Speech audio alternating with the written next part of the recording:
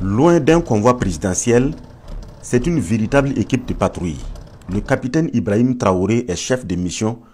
Nous sommes sur l'axe Dédougou-Solenzo dans la boucle de Mouhoun. C'est une première depuis la crise terroriste qu'un président se rende sur une ligne avancée par la route. Le trajet n'est pas un long fleuve tranquille.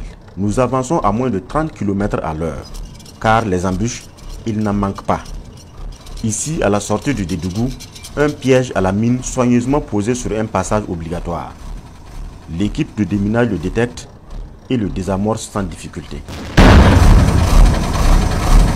Le danger est écarté et la progression se poursuit. Objectif, Solenzo auprès des Boys. À 30 km de la ville martyre, un deuxième incident. Le radar détecte une base suspecte.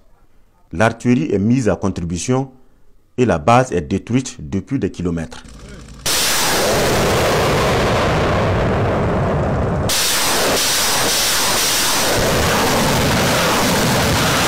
Quelques heures plus tard, Solenzo, la ville reprise en fin d'année.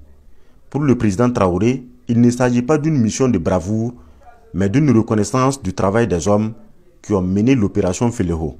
Si j'ai pris la route, c'est aussi un message. Il faut que les leaders puissent être avec leurs hommes. Même si ce n'est pas tous les jours, il faut que ce soit ainsi. Ici, vous êtes en détachement, je n'en doute pas en tout cas. Mais c'est important pour le soldat de savoir souvent que le leader avec lui prend les mêmes risques que lui. La flamme de l'espoir renaît à Solenzo et il n'est pas question qu'elle s'estompe. Le capitaine Ibrahim Traoré demande aux forces de défense et de sécurité de permettre par tous les moyens aux populations de vivre dans la quiétude. Ici, ce qui vous intéresse, c'est la sécurité de cette population qui voit en vous le seul espoir de vie. Et les gars, donnez-leur cet espoir-là. Permettez-leur de vivre. Vous êtes faits pour ça. La fatigue, le sommeil, ça ne nous connaît pas. Donnez-vous à fond.